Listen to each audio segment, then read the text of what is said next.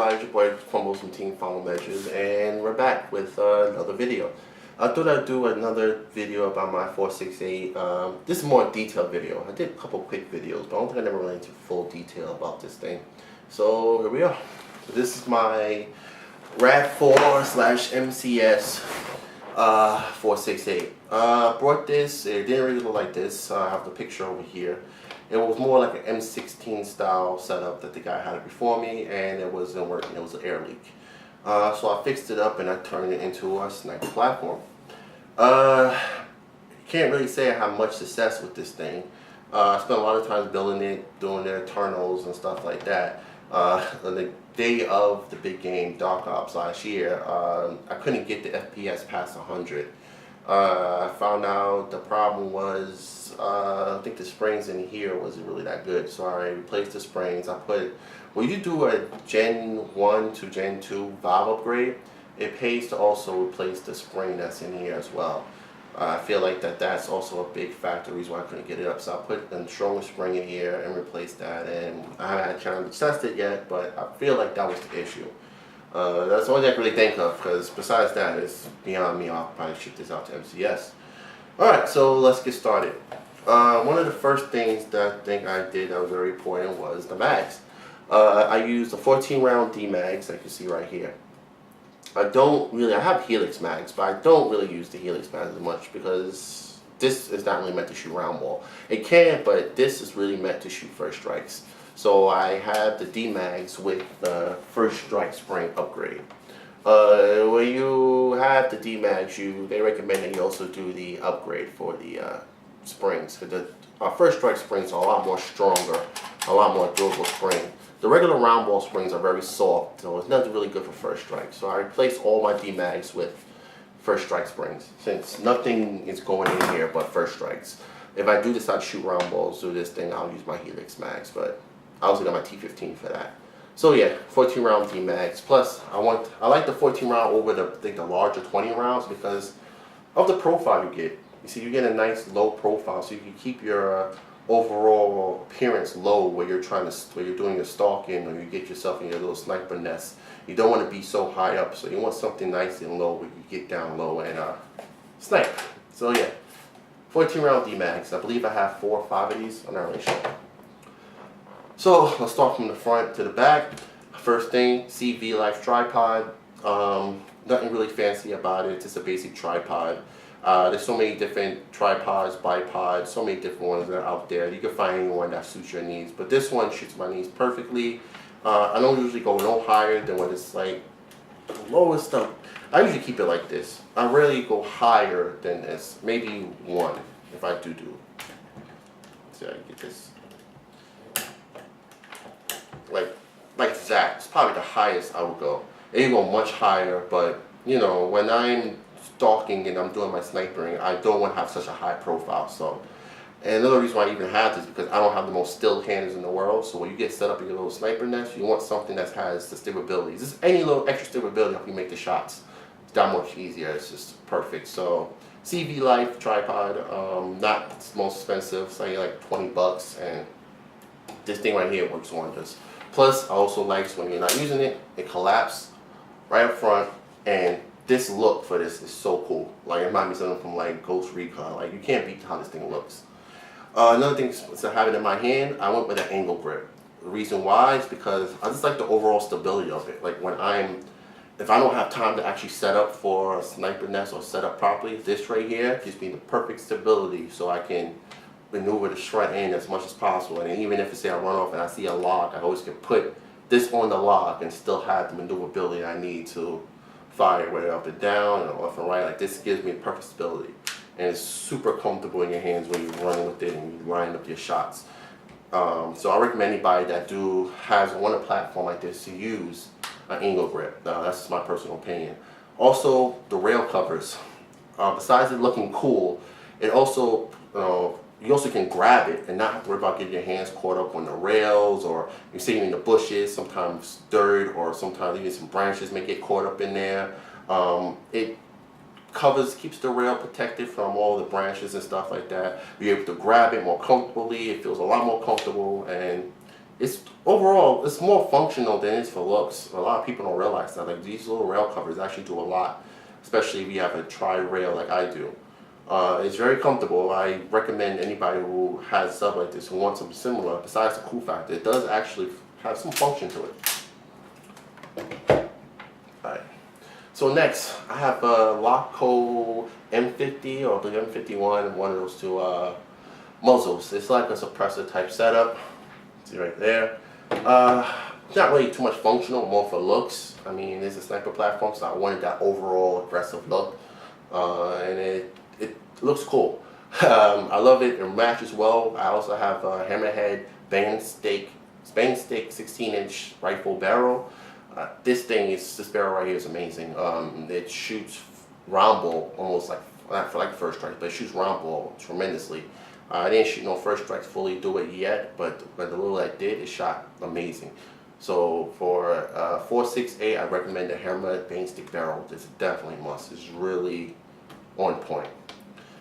This comes with this. This is from when I first got it. I just kept it because it looks cool. Not really functional about it, but it's, you know, just a little front sight, iron sight. We go towards the back. This is another Sea Life. Got 14 times scope or something like that. I'm not really too happy with it. Most scopes are not really meant to shoot paintball. Most scopes are meant to shoot bullets.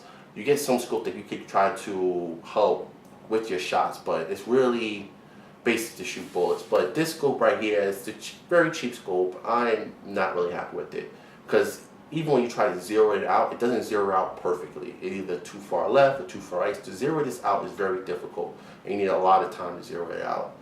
I didn't really like it. I mean, it did the job, did what it had to do, but I would recommend if you're looking for a scope, try to avoid the CV Life scope if you're doing paintball, and try to go with something else. I mean, you don't have to go with something crazy, but just shop around a little bit. Sometimes this scope works for people. It all depends. It just didn't work for me.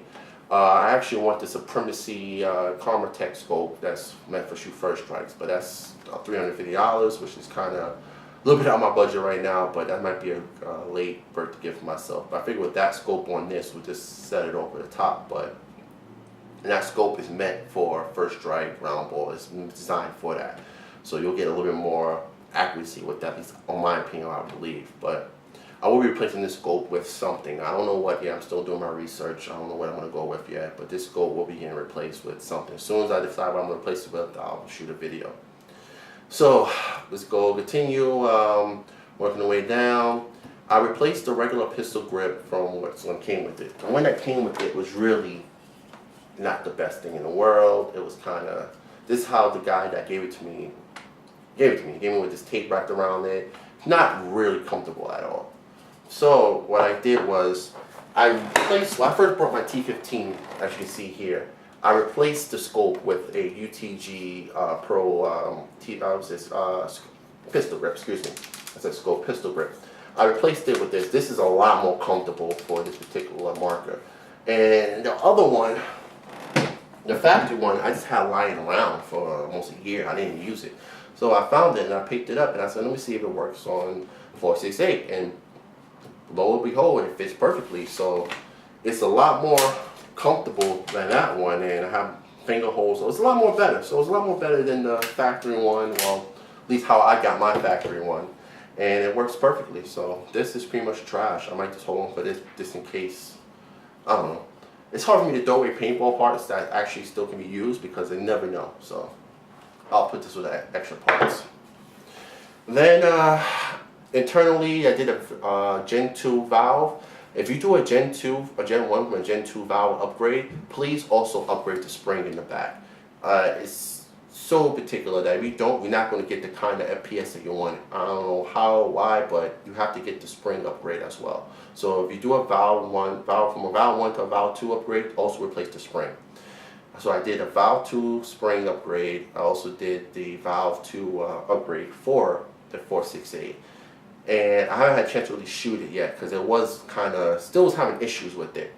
I also replaced the O-ring from the O-ring between the top receiver and the bottom receiver because that was also missing as well. So I replaced that. Like, this gun was kind of really in bad shape when I got it. I don't know what the other guy did before it, but it wasn't really as it was supposed to be. So when hopefully I'll be testing this gun in another couple of weeks and everything should be on point. I'm going to have videos of me testing it and everything goes well, this thing is going to be a snipering beast. That's how I want it. And yeah, so this is what my 4.6. This is my 4.68. It's definitely a learning curve. 4.6.8s or RAV4 MCS products in general are very much of a learning curve. Some people live by their products, some people live by their markers. I originally had a T68 by RAV4 at the time. That was my first entry level into MagFed. It was an okay gun. I learned a lot from having that gun. And then coming from that to my T15, it was like, T15 is a totally different animal than this. I'd rather the T15 is a lot more easy to deal with. I guess I can show it real quick. Like my T15, this is my straight AR setup. It's a little beat up because it went through battles and everything. As you see, I have to redo the gold plating on my dust cover and everything. But I recently just purchased, I just saw the video, the version 2 mags, which fit perfectly, man. Like this is so much better. And I'm probably going to add what do you call those? Another little scope here, a zoom scope. I forgot the proper name for it. I'm on brain farts right now. I did a lot of little outside upgrades for this gun. I never had to do nothing internally. Never had no major issues. Like this gun always been on point. I recently did a floating buttstock last year because it makes it so much easier to take the tank off. I had no problems with that. I didn't really change the barrel. I did change the muzzle piece. I added a little bit more of an aggressive muzzle. This is actually from the one that came with the bang stick 60-inch barrel. It fits right on the first strike. Well, this is a Lobco first strike barrel. Fits right on it, no problem. So, you know, cool. And I kept the flip side because this is cool. And this is actually a more functional iron sight than the one from the 4.68. And this right here is, I call it Old Faithful, because no matter what, this thing's always ready to go. So, and this marker is a completely different animal than the other marker. But I recommend if you're going into MagFed, do your research, definitely. And yeah, so enough of that about me praising my T15. Don't get me wrong, this is my 4.68. This is really my biggest project I've been working on from last year, and hopefully it'll be fully finished this year, and I'll be able to debut it hopefully soon. And I look forward to using it. So this is your boy Fumbles from Team Final Measures, and this is my 4.68. Stay tuned for more paintball videos and another surprise unboxing.